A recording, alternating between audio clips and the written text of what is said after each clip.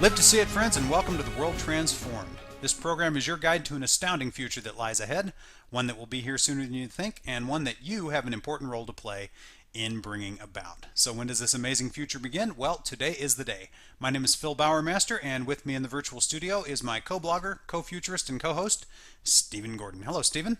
Hey Phil, how are you? Well, I'm super fantastic. Happy Friday to you. Thank you. Thank you. Got to the end of the week. We've made it to the end of another week, and we're having our favorite kind of show tonight, Stephen. What kind of show is that?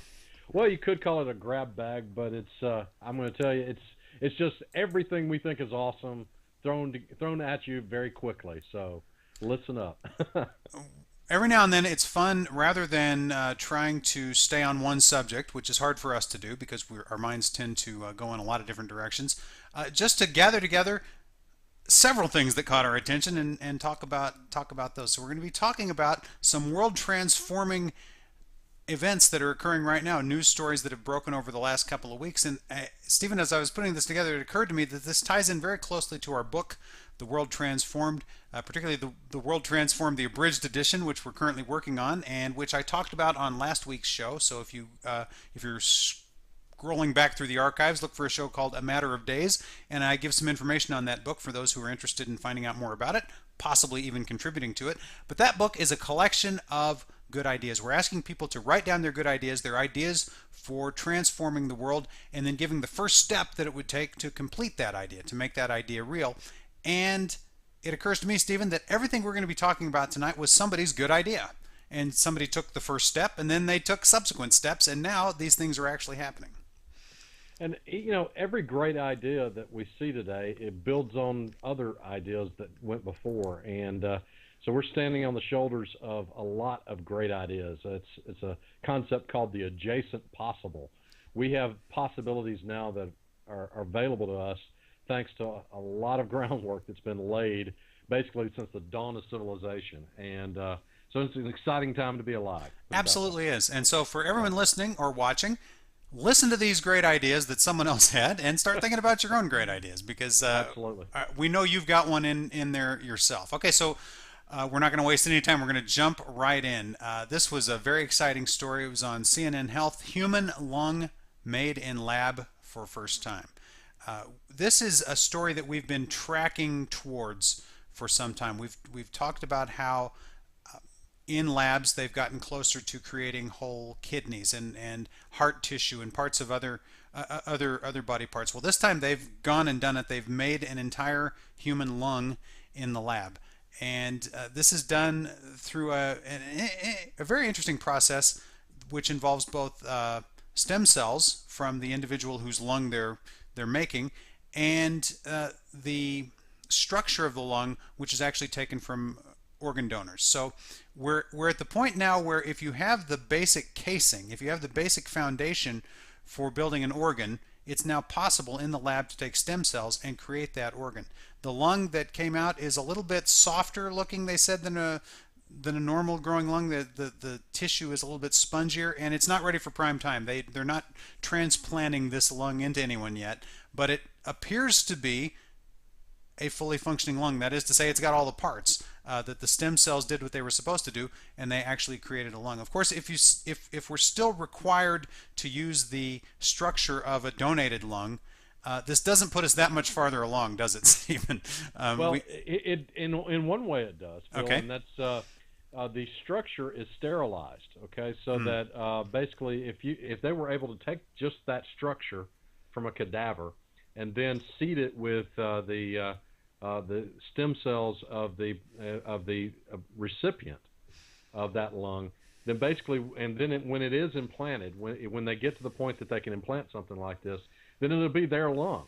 It won't have the you won't have to be taking anti-rejection medicine for the rest of your life. That's true. That is a huge step. There's no question of it matching. It's going to match. Yeah, the sure. issue is that you still have to have something donated. I guess that was my point.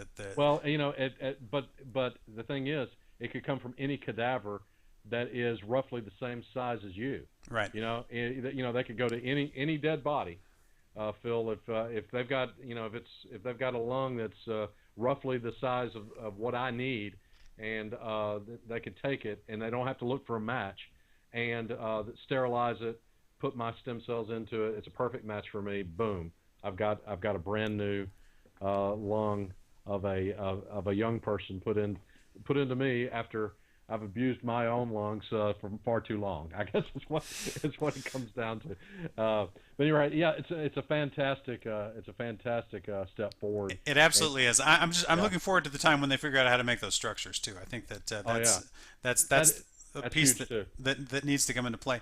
But as I was Maybe with a 3D printer of some sort, perhaps, absolutely. yeah, well, I Yeah, think so.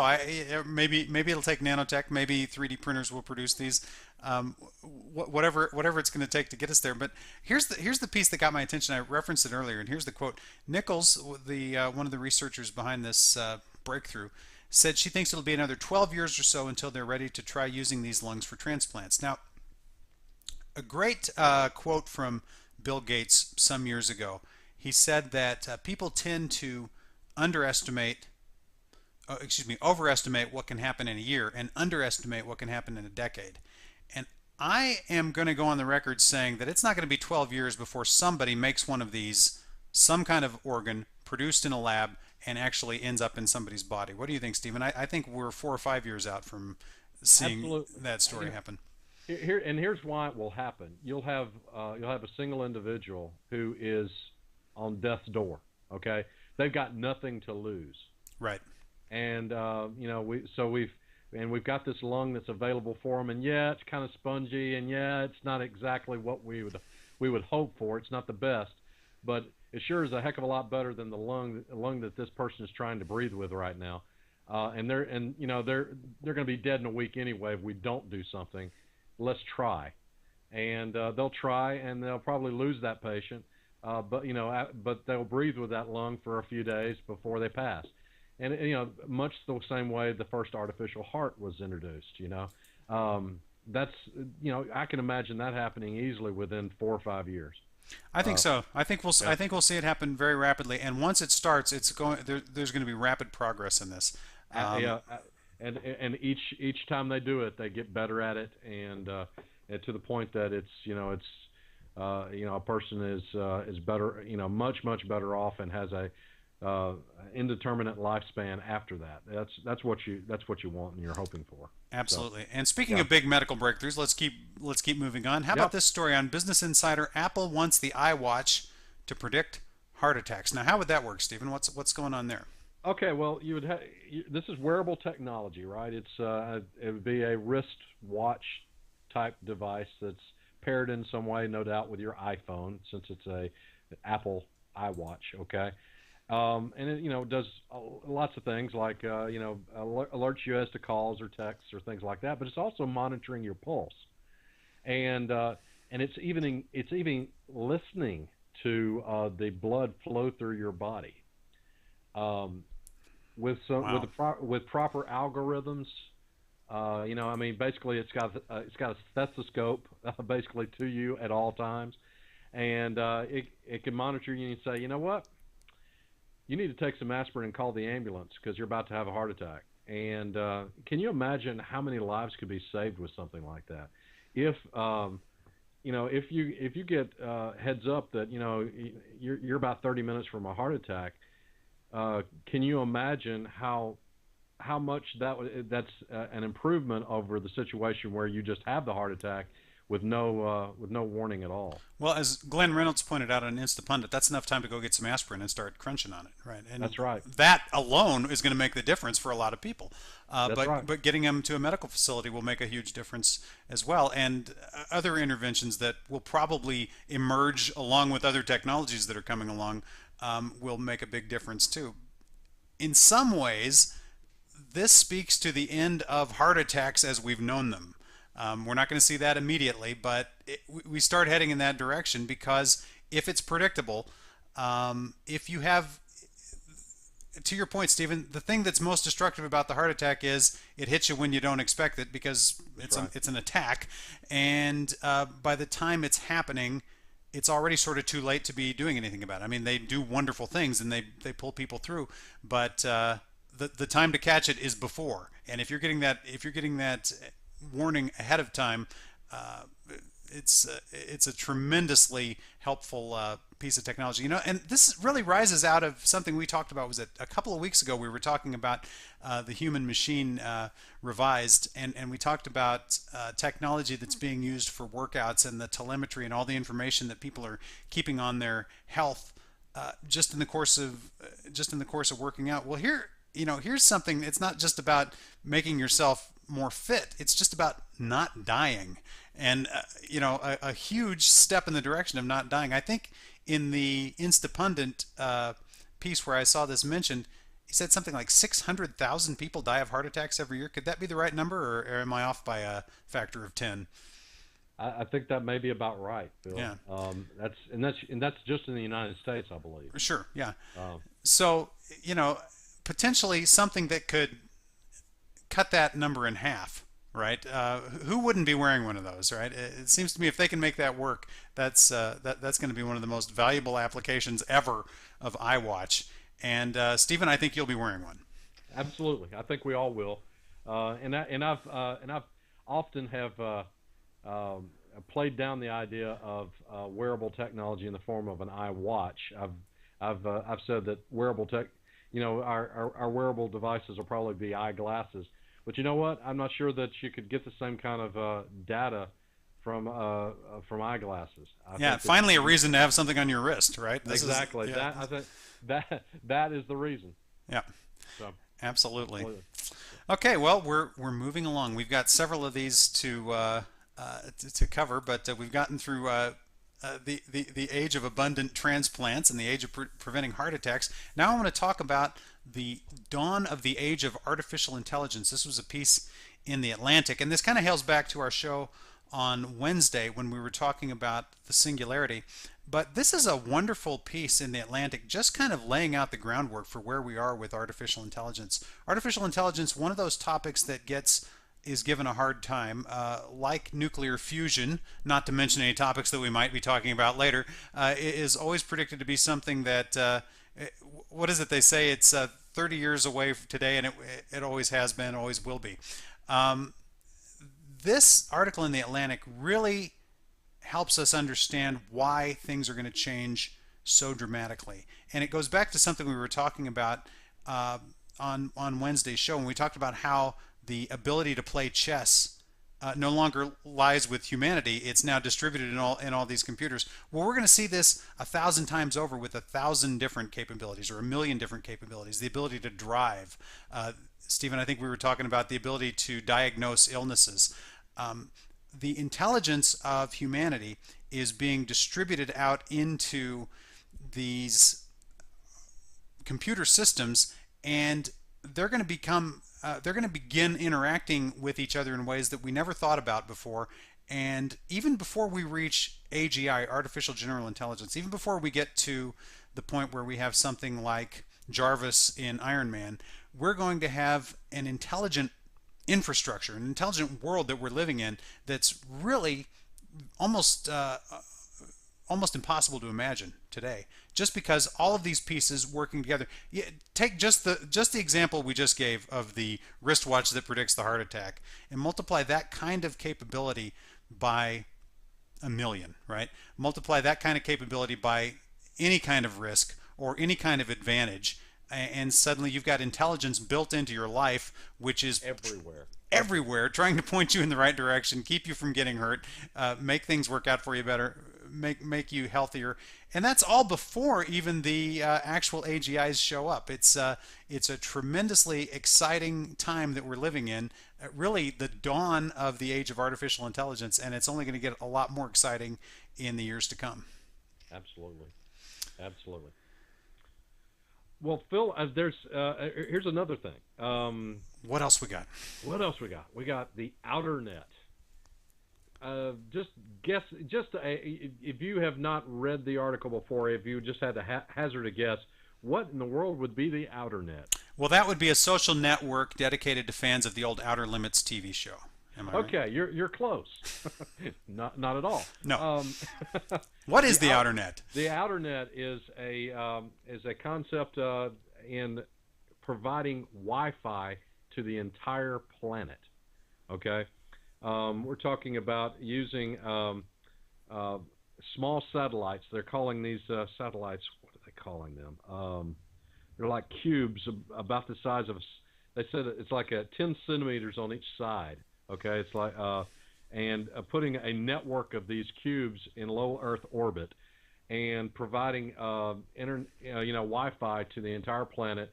It would be completely unblockable by local governments like potentially China or North Korea would not be able to keep their citizens from getting it.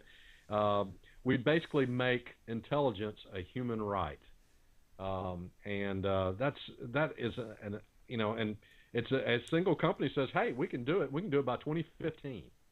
Now, that's next year, Phil. Yeah, that's not the distant future any longer. Wow. Oh, Yeah, by 2015. Well, 2015. That's yeah, that's 10 yeah, months from now. Yeah. yeah. We'll have that before the first Star Wars sequel that is planned to be trotted out a year after that. So, Right. we're so that is pretty incredible. Now, what they're talking about will have a bit of a lag to it. It will not be the same kind of internet that we would that we experience when we're plugged in here locally, but it would allow the access to content that almost on a broadcast sort of situation where you request something and then it comes after a few minutes. It comes to you, and but that again would be available anywhere to anyone on the planet. So it's not like you're going to be streaming videos over this Wi-Fi. Yeah, it's more download apparently, Hmm. and content driven, as in I'm getting content off of it than I would be using it to upload. More than likely, it's less upload than it is download. Now, here's a couple of thoughts I have about this. First off, it seems like we've heard this before. Never this grand. We've never heard of space, but a few years ago, weren't they talking about whole cities were going to have free Wi-Fi? And did that ever happen anywhere? It seems like it never did, right? Well, I think they had some pilot programs in places like Seattle. Google is still experimenting with weather balloon type things. Put balloons up in the stratosphere to allow whole regions to have Wi-Fi. They're working with that concept.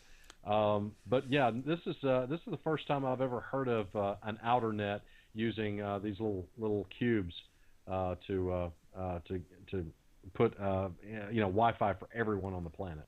And But I don't know if the story talks. Does it say how much it would cost to implement this? let's see here.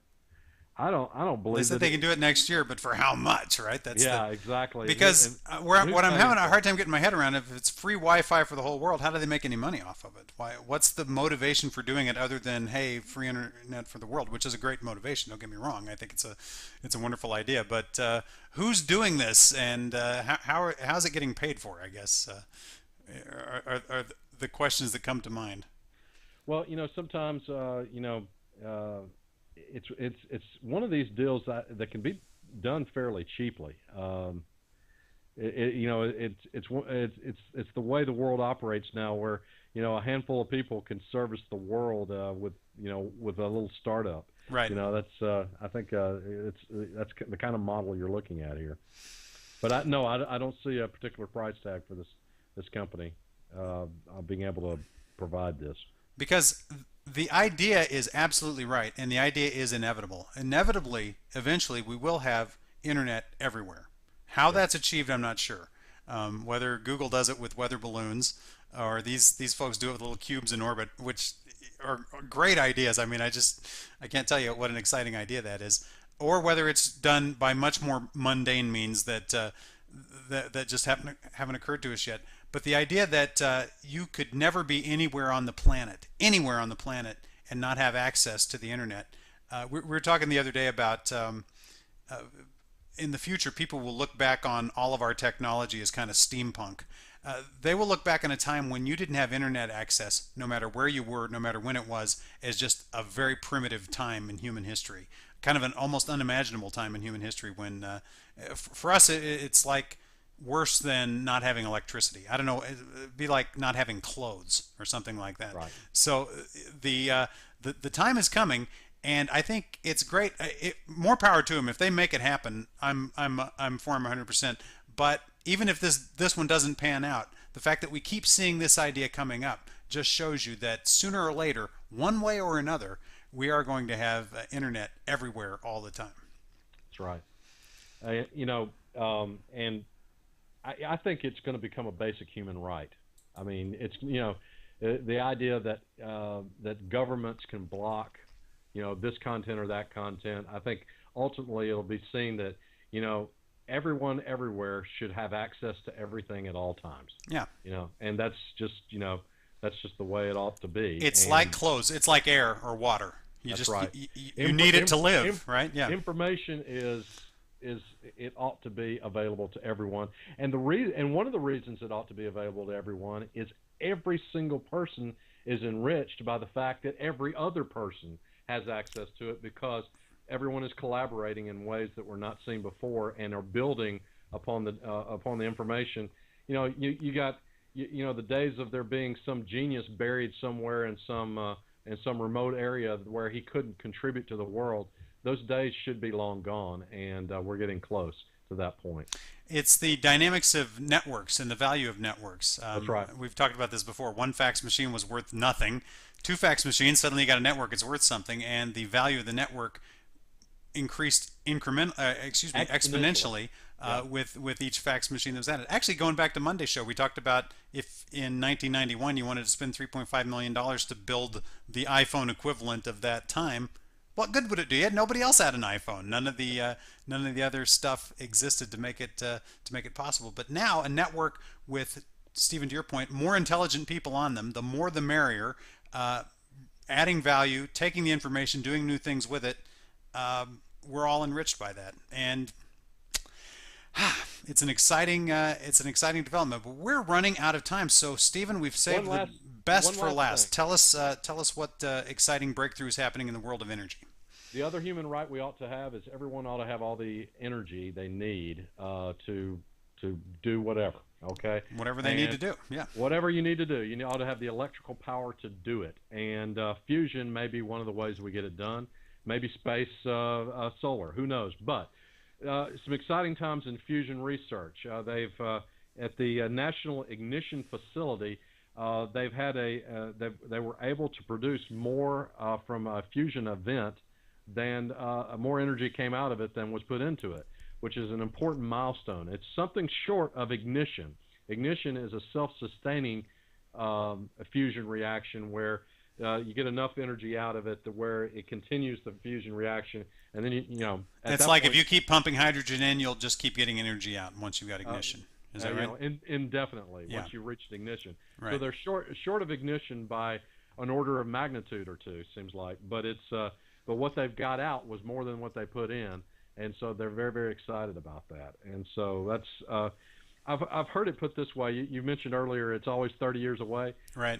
They said it's like this. What we're doing is we're building an engine where we can't see our tools, we can't see the engine itself, and it would be as if, and no one has ever done it before. So Right. imagine if Henry Ford were building the first Model T. No one had ever built a car before. No one and he was blind. And he was, you can, Right. you just that's the level of technical difficulty that they're dealing with, but it's they've reached an important milestone and they're very excited about it. So yeah, the particular article is on policymike.com, and that is I'll put the also, link at worldtransform.com and in the show notes here, since we sprang this one on everybody. But that is huge.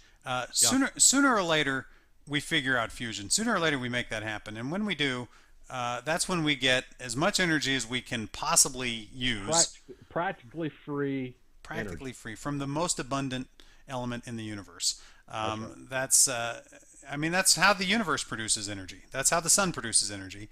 And solar, of course, is our indirect way of using fusion today. But if we can make the sun happen in little limited isolated places around the earth to produce all the energy we need, that starts to power some of the other things we've been talking about, the communication network and the development of artificial intelligence and all the research we need to get those artificial organs produced, and to make sure that we've all got wristwatches on that can prevent our heart attacks. So it's exciting, exciting times. All these ideas working together to literally transform our world. And with that, Stephen, what is our music this evening?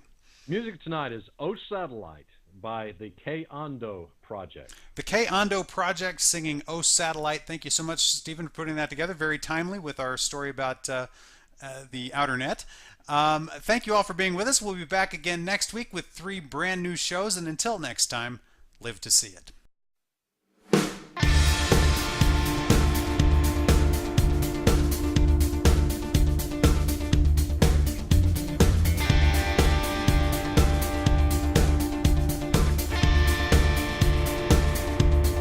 Body falling, punctured halo, oozing light, burning bridges with a man who's steeped in wine. Fear another day, you can't see the rainbow inside, where the worlds don't collide. Fall into the ground, fall until you make up your mind. But you can come into this delight and slip away. Open your mind and you will find.